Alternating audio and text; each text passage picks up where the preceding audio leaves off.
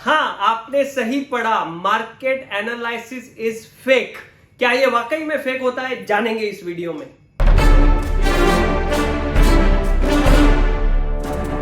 बहुत बहुत धन्यवाद आपका इस वीडियो को देखने का निर्णय लेने के लिए और इस वीडियो को देखने का समय निकालने के लिए।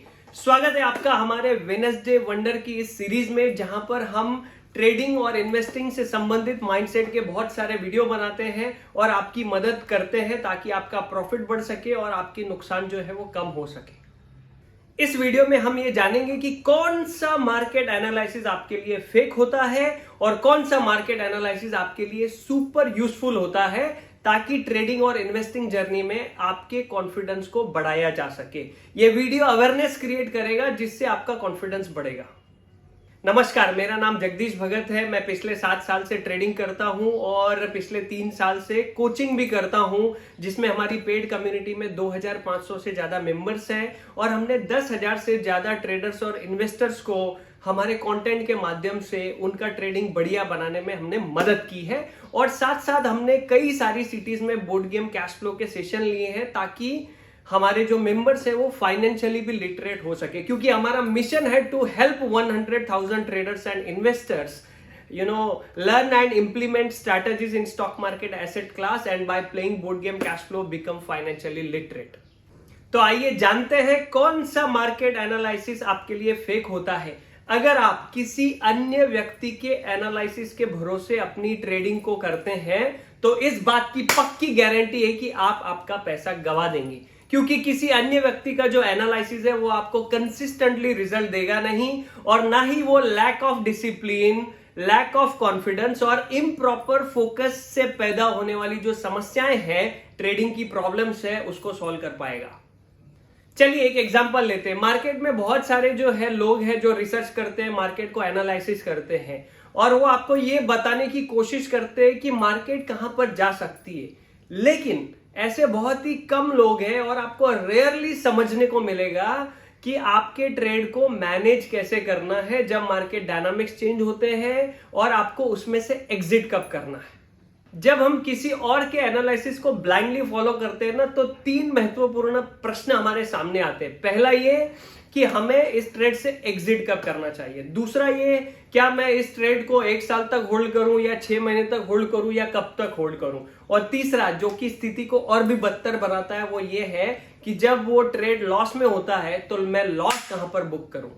तो ध्यान रखिएगा, किसी दूसरे ने किया हुआ एनालिसिस जो है वो आपके लिए फेक एनालिसिस है। टिप्स के आधार पर ट्रेड करने वाले जो लोग होते हैं, आपने देखा होगा ज्यादातर बार उनका नुकसान ही हुआ है। वो नुकसान में ही है सिंपली बिकॉज क्योंकि वो किसी और के एनालिसिस के आधार पर ट्रेड करते हैं। हाँ, किसी और का एनालिसिस आपको आपके एनालिसिस को बढ़िया बनाने के लिए, नॉलेज बढ़ाने के लिए किसी न किसी अनुपात में मदद करता है, इसमें कोई दो राय नहीं है। लेकिन यहां पर भी एक महीन बात को, इंपॉर्टेंट बात को समझना बहुत जरूरी है।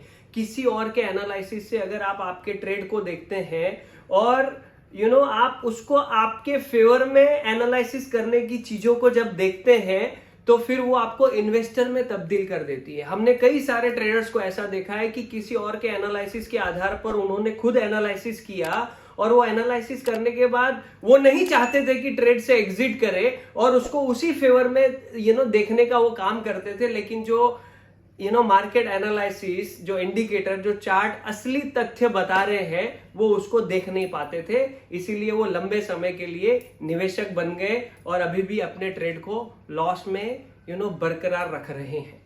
तो फिर मुद्दा ये है कि इसका सॉल्यूशन क्या है। तो इसका सॉल्यूशन ये है कि पहले तो आप ये डिसाइड कीजिए, नक्की कीजिए कि आपको किस तरह का ट्रेड करना है, आप चाहते क्या हैं।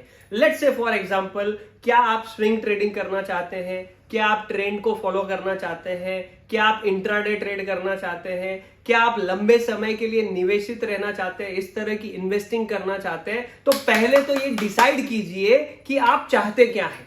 फिर उससे संबंधित अलग अलग स्ट्रैटेजी होती है, स्विंग की अलग स्ट्रैटेजी होती है, ट्रेंड फॉलोइंग की अलग स्ट्रैटेजी होती है। उन स्ट्रैटेजी को सीखिए, फिर आप खुद का एनालिसिस कीजिए। खुद का एनालिसिस कभी भी फेक नहीं होता है। और ध्यान रखिए, अगर आपका एनालिसिस इनकंसिस्टेंट है तो आपके रिजल्ट भी इनकंसिस्टेंट ही होते हैं। मैं आपका धन्यवाद अदा करना चाहता हूं क्योंकि आपने इस वीडियो को यहां तक देखा है, और व्यक्तिगत रूप से मैं आपको बधाई देना चाहता हूं क्योंकि आपके अंदर वो पेशेंस की लेवल है और वो लर्निंग की क्यूरियोसिटी है जो आपको आगे बढ़ने में, प्रो ट्रेडर बनने में मदद कर सकती है। बस आपको एक कदम आगे बढ़ाने की जरूरत है। अगर आपको हमारा ये वीडियो पसंद आया तो जरूर चैनल को सब्सक्राइब करें, लाइक करें और अन्य लोगों के साथ भी जरूर शेयर करें। बहुत बहुत धन्यवाद एक बार फिर से इस वीडियो को देखने के लिए।